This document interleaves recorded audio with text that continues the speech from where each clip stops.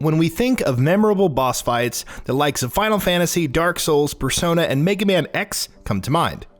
It's amazing to look back on Nintendo's history then and marvel at just how many awesome boss fights it's had throughout its numerous franchises and consoles. Let's take a look at 15 of the best Nintendo exclusive bosses throughout the decades.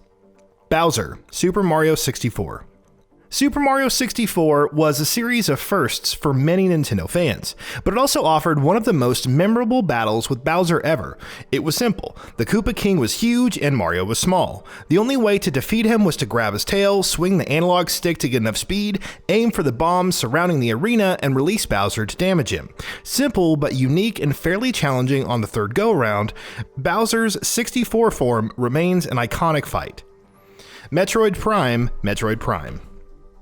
Expectations for Metroid Prime when it was announced for the GameCube were seemingly insurmountable. However, the game not only delivered, spawning one of the best trilogies in gaming, but it also provided one of the best boss fights of all time, Metroid Prime. Set across multiple different subchambers, Metroid Prime utilizes several of Samus's own weapons against her. Pretty much every weapon and technique is required to win, and it's a thrilling, almost draining fight from start to finish. Andross Star Fox 64. There are two routes to battling Andross in Star Fox 64, but the true final encounter takes place after Area 6. Following a hard-fought battle with Starwolf, Fox ventures into the core of Venom to confront Andross. The latter appears as a huge head, one that must be defeated by shooting his eyes and hands. The second phase is shocking though, as you go one-on-one with Andross's brain and eyes in all range mode. Most traumatic of all was the spaghetti-like brainstem, which could trap and damage Fox if he flew into it. Mother Brain Super Metroid.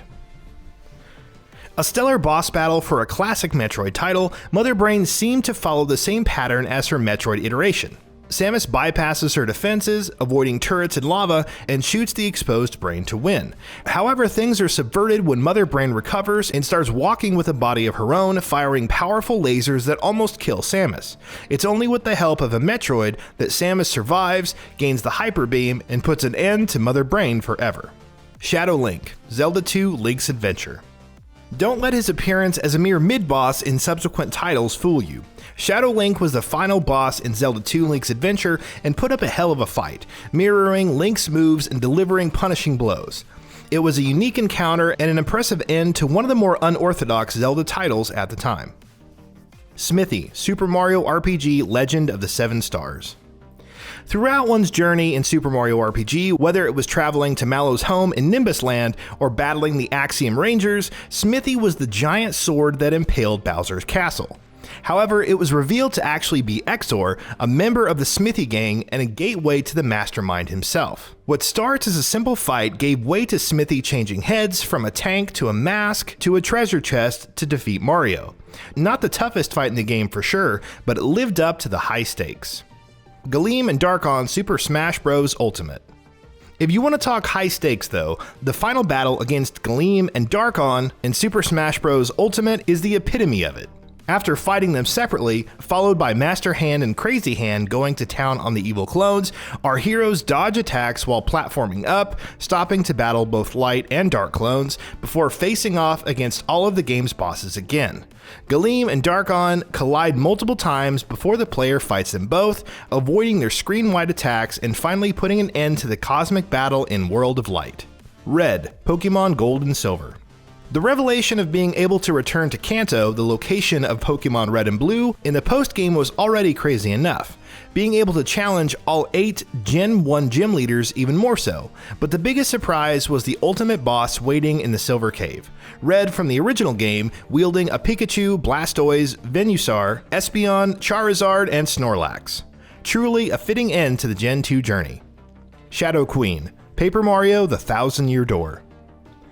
The final boss of Nintendo's excellent GameCube RPG, the Shadow Queen, was pretty tough, which is expected given that she was a demon queen back in the day.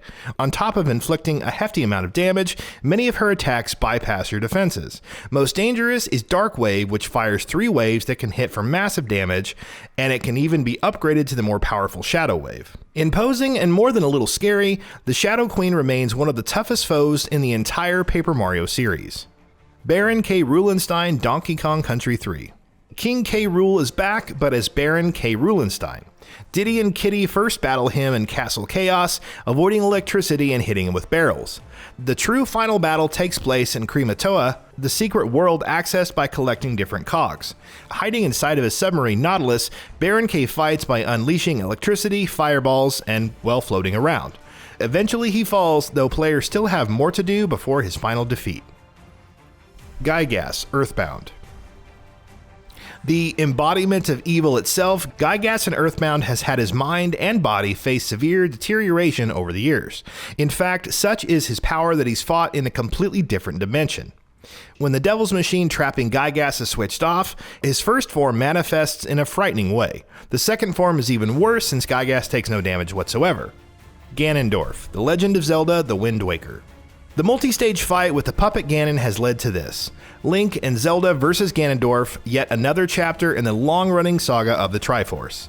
The twist in this fight is that Zelda is the one firing light arrows, and Link must follow up to damage Ganondorf. Eventually, you'll even have to bounce arrows off of Link's shield into Ganondorf to stun him, which was a neat twist. Majora's Mask, The Legend of Zelda: Majora's Mask. Compared to Ganondorf, Majora's Mask is a different beast altogether. If you're not rocking the Fierce Deity mask, then Link will have to go up against 3 different forms, starting with the floating Majora's Mask itself. Once it gains legs and tentacles, it becomes a real fight. Link needs to stun the mask and hit it while also avoid being grabbed. Not the hardest fight, but certainly memorable in its own right. Dullahan, Golden Sun: The Lost Age. If you were a stickler for completion in Golden Sun: The Lost Age, you collected every Djinn and every summon tablet. And if you wanted the most powerful summon, Iris, you fought Dullahan, the most challenging fight in the game, bar none. He removes buffs, can instantly down a party member, and even summons Charon, one of the strongest summons in the game. Most annoying is Djinn Storm, which places all Djinn for current party members in recovery, basically a death sentence, since it disables so many powerful moves and summons. Marx, Kirby Superstar. Part of Milky Way Wishes, the 6th main game in Kirby Superstar, Marx is a seemingly innocent jester that provides a totally innocent solution to stopping the fight between the sun and the moon. That is until he tricks Kirby to gain ultimate power and reveals that he instigated the fight between the sun and the moon. Eventually, Kirby must fight Marx, culminating in an epic battle of beams, blades, and black holes. Marx would re-emerge throughout the years as the tougher Mark Soul in Superstar Ultra, and even as a boss in Super Smash Bros. Ultimate's World of Light. And that wraps it up. If you like what we are doing, please consider subscribing to our channel, and don't forget to switch on the bell notification icon. That way you will never miss out on any of our videos.